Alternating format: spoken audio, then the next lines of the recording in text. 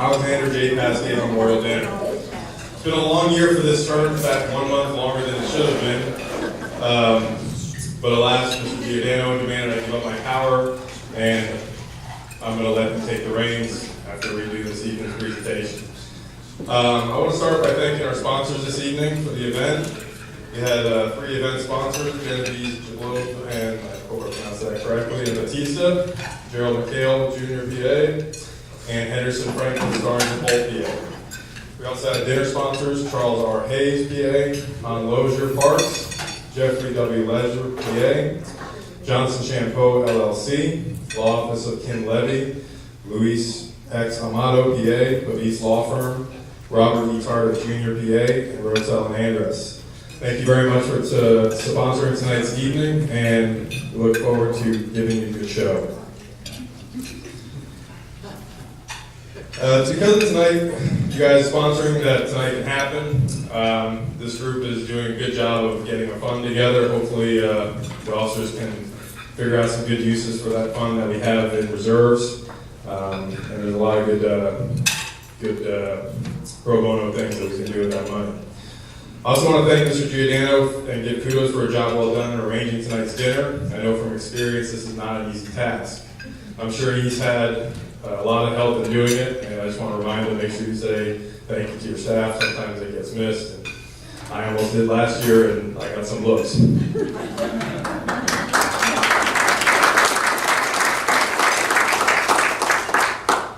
As you know, we've had this dinner every year, and 3 years ago we redesignated the event to the Alexander J. Paskay Memorial Dinner after his passing.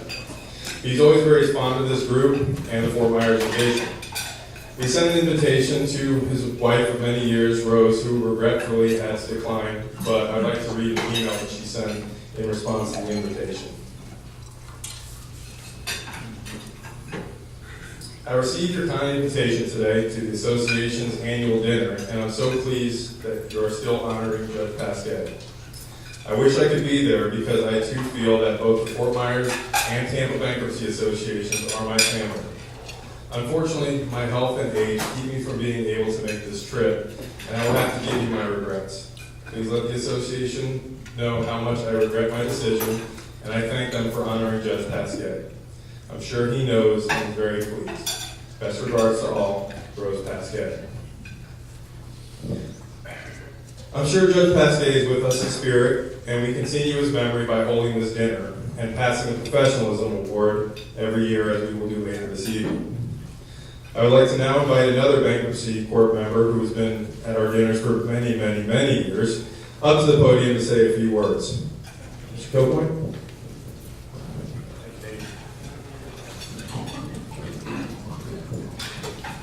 Thank you. My name is Chuck Kilcoyne, for those of you who don't know me. And I've been around many, many years. Matter of fact, my table is Jeff Frazier's daughter, who's now a practicing lawyer. And I knew Jeff umpteen years ago. But I want to thank Judge Steele, the chaplain, and my counterpart, Drew, for being here tonight. Once again, I wrote my remarks down. Left my reading class in the hotel. All I didn't have hers on. Sorry, man, you got a big head. That wasn't on my notes, Diane. That wasn't on my notes. But anyway, thank you once again for the Fort Myers Bar for reminding me down. I did talk to Mrs. Paskay too, by the way, and she explains her very well appreciation for still considering this a Judge Paskay dinner. Well, as you know, in Fort Myers, bodies are down. There's no doubt about it. We're down all out throughout the entire district. Hopefully, everybody's finding plenty of work to do. Judge Lano seems to stay very busy with some of the cases she has down there. Just a couple things from the clerk's office. I know you're not really happy about the noticing. But we had to save money from government. Use negative notice. Please pay attention to negative notices. I was in Judge Lano's courtroom today, and in these 2 cases, she told the lawyer, you could have done this by negative notice. Be here, Judge Charlie Klein. So use it. It's there for your benefit.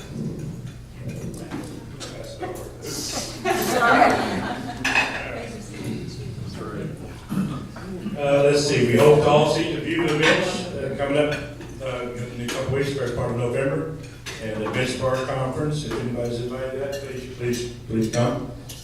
But other than that, thank you very much for inviting me. Pick up the cases in Fort Myers. Oh, by the way, don't you guys know the gas prices gone down? In Tampa, it's it's 2.33, down at 3.15. Couldn't be. Thank you very much,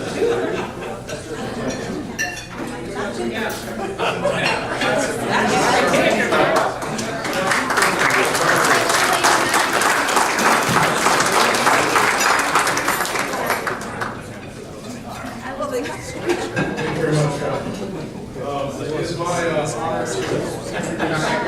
to Carol Evelyn, our sitting judge.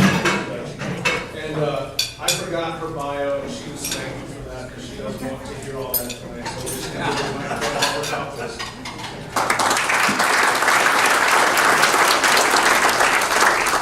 Thank you, Paul.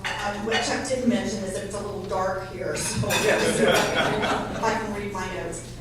First of all, I want to extend our regrets from Chief Judge Gentleman and our clerk, Leanne Bennett. They're both very sorry that they weren't able to be here tonight. They asked me to express to everyone how much they enjoy this annual dinner every year, and we're very sorry that they weren't able to make it this year. They will both be here in January, however, when Judge Gentleman will give her state of the district report. So they'll look forward to seeing everyone then. I want to thank David and Paul for coordinating this dinner. It's always a lovely event and always a special time to be with so many attorneys that practice here in Fort Myers. I especially want to thank Judge Steele and Judge Chappell for being here. We are so fortunate to have district judges who, I don't know if they enjoy, it's probably not the right word, but handle so beautifully the appeals that come up before them, so I really appreciate that. Oh, that does help. Anyway, so you'll see like the wrinkles here. So I do appreciate your being here tonight. It's great to see you. I do have a major announcement tonight. I don't know whether any of the word has trickled down, and I don't want there to be gasp because it's sort of an unusual situation. So we start out by laying the scene. It may be hard to believe, but people in South Dakota do not file bankruptcy. It's amazing. South Dakota for many years has had 2 authorized judgeships. They've only filled one of those judgeships over the years because they just don't have the bankruptcy cases to justify staffing 2 bankruptcy judge positions. So the bankruptcy committee for the judicial conference came up with a proposal to help the Middle District of Florida out with our caseload. Depending on which statistics you look at, the Middle District of Florida is either the 2nd or the 3rd busiest bankruptcy court in the country. So the concept, which is being worked on at the moment, and is subject to an agreement between the 11th Circuit Court of Appeals and the 8th Circuit Court of Appeals, is that South Dakota will essentially lend us their existing judge position. That would be a 14-year term. We don't really know yet what the terms of that agreement are going to be. Because our Orlando courthouse is the only courthouse that has room for another judge, the new judge would be resident in Orlando. The concept is that it will be a Florida judge, but essentially that Florida judge will be on loan from South Dakota. We don't know how long that lending relationship will last. So it's all subject to being worked out. But the concept is that over the course of the next year, that will be worked out, and that the judge who will be resident in Orlando will be available to hear cases throughout the district. So just look forward to seeing more announcements as that position ultimately gets publicized, and hopefully that will be coming sometime soon. Another big development that we've been talking about for the last 2 years, and I'm told, Drew might know more about this than I do, I'm told is going to start happening soon, is the construction of a video hearing room on the 4th floor. The district court is starting to spread out in Fort Myers courthouse. And so what we worked on a couple of years ago was an arrangement by which we would build out a video conference room. It will seat 40 people, it will have a witness box, and the thought is that when there is not a courtroom available for hearings, we'd be able to use that video hearing room. So we think that construction, which was supposed to start 2 years ago, maybe starting sometime in the next few months. They're also going to be building out a visiting judges chambers on the 4th floor. So I'm really happy. I think that'll work out fine. Obviously, you know, my preference is to be in the courtroom, but a hearing room at 640 people is more than sufficient for nearly all of our hearings, so I don't think that'll be a problem. Okay, let's see. I wanted to mention one other thing, and Paul Giordano was here. Paul is on the board for the Bless Foundation, which is the Bankruptcy Law Educational Series Foundation, that's right, for educational series. In any event, the Middle District of Florida, the District Court Bench Bar Fund, recently approved a funding request for $44,000 for the bankruptcy court, essentially $11,000 for each division, to use in funding pro bono clinic services. So that money is going to be administered through Bless, and it's essentially intended to be seed money to start clinics up. More details, I think, will probably be forthcoming on that, and Paul might have some more information regarding that funding. But that was a very generous funding source approved by the Bench Bar Committee, so I think that's really great. Push for uniformity. If Judge Gentleman were here, she would want to tell you about all the efforts that have been going on over the course of the last year to become more uniform. And there's kind of two sides to being uniform, or two pluses to being uniform throughout the district. One is that if you practice in more than one division, you don't have to change your practices, and your staff doesn't have to change your practices depending upon the division. That's one benefit. The other benefit is it forces each of the divisions to sit down and figure out just what their procedures are. Because, you know, the procedures get developed at a certain time, the code changes, the rules changes, the judges change, personnel changes, and one day somebody wakes up and realizes that we don't know why we do certain things the way we do them. So it's really been a positive discipline, I think, for all of the judges and for the clerk's office staff. Two things that are coming in the future. One is you probably all received by CMUCF last email notification from Judge Gentleman. I think it was a memo that came from her laying out the reaffirmation procedures. Those procedures are going to be the subject of a local rule that will be adopted or promulgated next summer when we adopt our changes of local rules that happens in July of every year. So you can look forward to that, but please pay attention to that memo from Judge Gentleman. The other thing is that the judges have been meeting together and talking about adversary proceeding procedures and coming up with uniform procedures and adversary proceedings. We had a very productive meeting on this last week, and the conclusion that we came to is that we're not really ready for a local rule and adversary proceedings yet.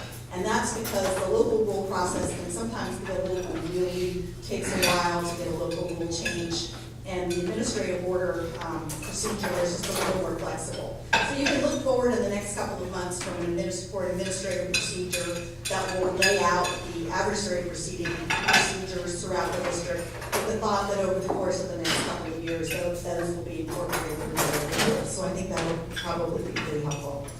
And I think that is all of my announcements, other than, this is kind of interesting because I'm going to tell you something, and I don't even know what these changes are. But there are amendments to the bankruptcy rules that are coming on effective December 1st.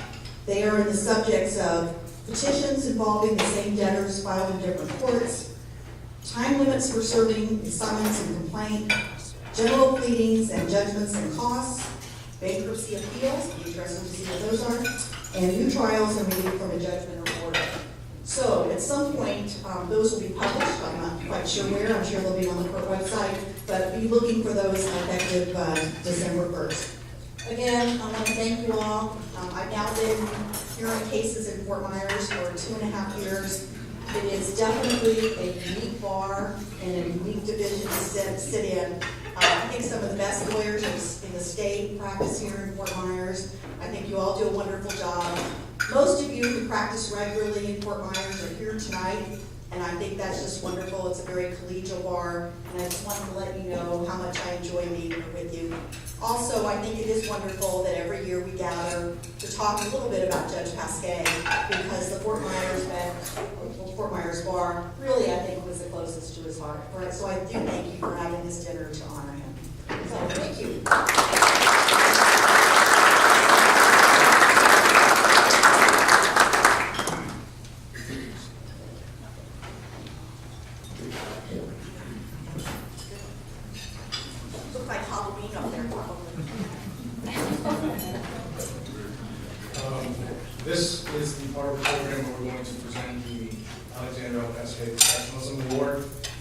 presenting this year is last year's winner, Richard Johnston.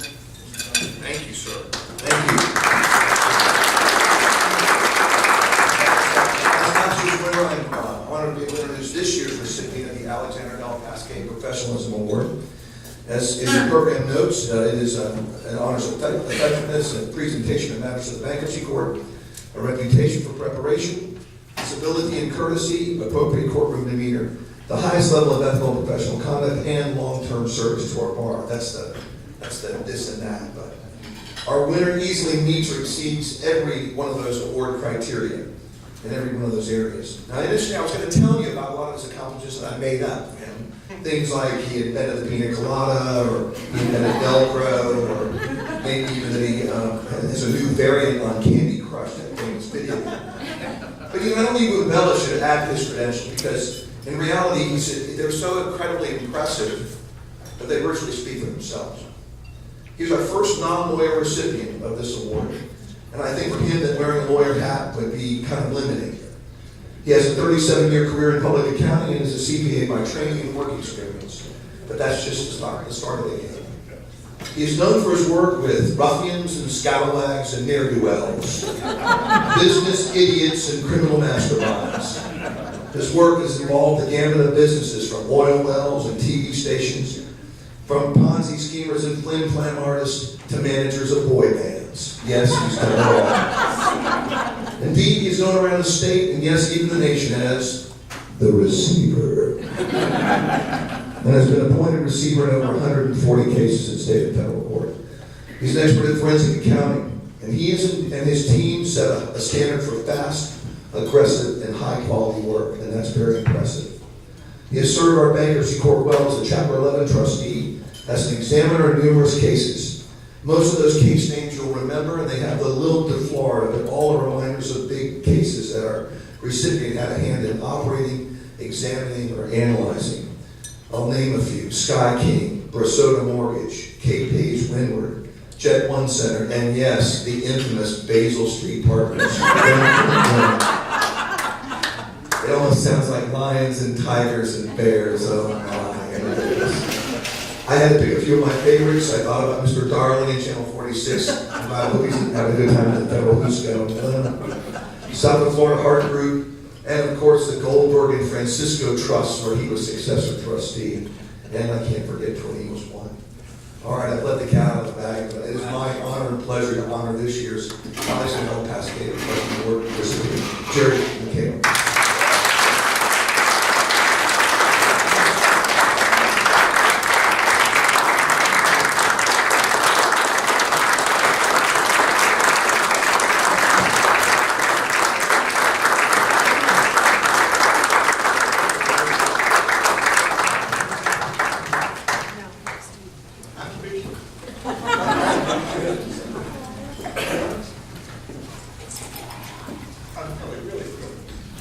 Really honored.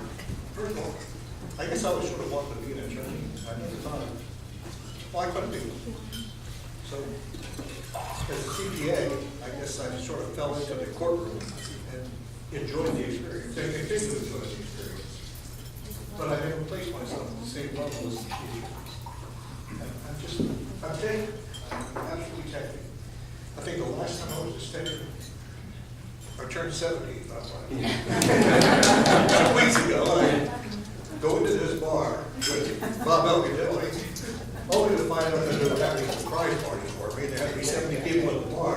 I thought I'd died, and I thought it was my leave. I can't say enough about the bar and how much I really, really appreciate it. It's phenomenal. It's just phenomenal. Thank you so much.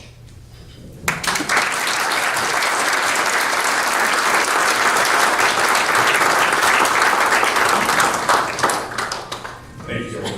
And thank you very much for your service to the bar. Nice business.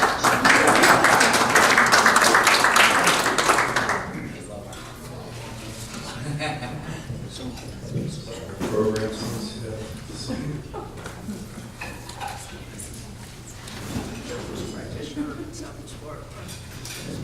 Okay, I'd like to introduce your next group of officers that are going to be leading this fine association into the next 15 years. To your next year's president, Paul J. Giordano.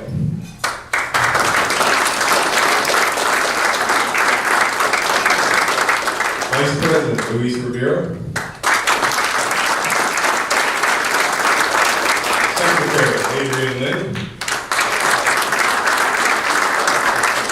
And the never failed, Gerald McHale, as our standing president.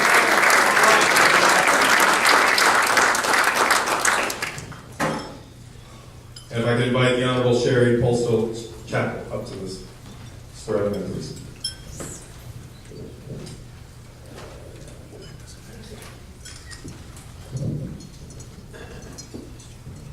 Get on your way here. All right. If you would all raise your right hands, please, and repeat after me. I, as a duly, thank you. That was nice. I, as a duly elected officer I, as a duly elected officer for the Southwest Florida Bankruptcy Professional Association, for the Southwest Florida Bankruptcy Association, do hereby agree hereby to uphold the code of professional responsibility to uphold the code of professional responsibility and the canons of ethics. and the canon of ethics. I solemnly swear I solemnly that swear I will support and uphold the Constitution I will support and uphold the Constitution of the United States, of the United States, the Federal Bankruptcy Code, the Federal Bankruptcy Code, and rules which govern our practice. and rules which govern our practice. Further, Further, I pledge to uphold and enhance I pledge to uphold and enhance the status and stature of bankruptcy practice the status and stature of bankruptcy practice and the profession, and the profession, to discharge such duties to discharge such duties of my office of my office to the best of my ability, to the best of my abilities, being faithful, faithful, diligent, diligent, and competent manner. and competent manner. If so, please say I do. I do. All right, now, wait, we're not done yet. Okay, now, please face Judge Steele and Judge Delano. All right, I need the light. All right. Raise your right hands. I swear I will I swear I will do my personal best do my personal best not to take any appeal from the decision to the district court. Congratulations.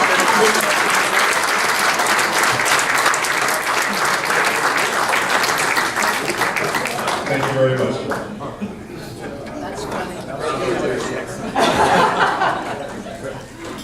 And Mr. Giordano, it's with great pleasure that I hand to you the gavel and let you take the reins of this association.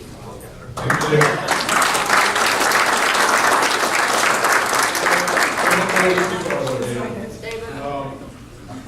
Thank you very much. I'm very honored to be the incoming president, and I have big shoes to fill. The line of presidents before me are very impressive. The best practitioners in Southwest Florida in bankruptcy practice, and I will do my best to make sure that this association doesn't fall apart along the captain of the ship. And I would like to thank David for his service as president. And I only have one hand, so you don't have to name yourself. There's a bunch of snakes. But this is a gift from the members of the association, so you can commemorate your presidency and think fondly of 14 months that you spent as our president. It had to come to an end. Thank you, Dave.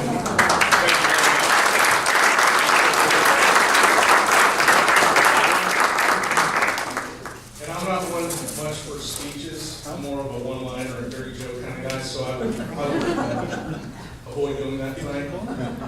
But I do want to thank everyone for coming tonight. I want to thank our sponsors again, the judiciary. Thank you very much for coming.